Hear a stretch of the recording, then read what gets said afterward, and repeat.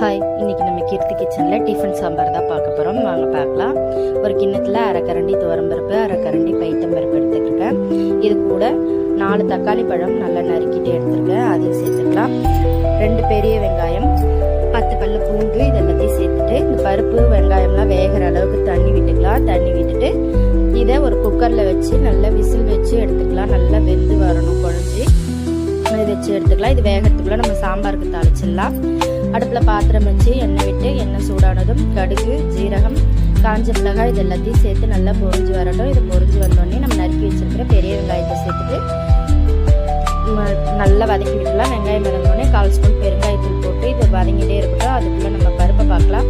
பாருங்க, பருப்பு சூப்பராக வெந்து வந்திருக்கு. இதை நல்லா இந்த மாதிரி மசிச்சு எடுத்துக்கலாம். வெங்காயம் தக்காளி எல்லாமே இதுவாகணும், மேஷ் ஆகணும். அந்த அளவுக்கு மசிச்சு எடுத்துட்டு வதங்கி இருக்கிற வெங்காயத்தில் இந்த பருப்பை அப்படியே சேர்த்துடலாம்.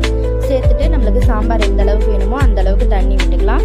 தண்ணி விட்டுட்டு தேவையான அளவு உப்பு, குழம்பு மிளகாய் தூள் 1/2 ஸ்பூன் இதெல்லாம் சேர்த்து நல்லா கொதிக்க விடலாம்.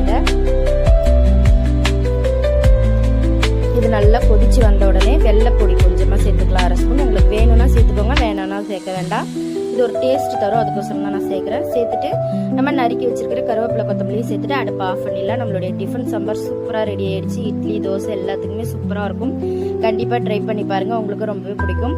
ட்ரை பண்ணி பார்த்துட்டு எப்படி இருந்ததுன்னு சொல்லுங்கள். தேங்க்யூ.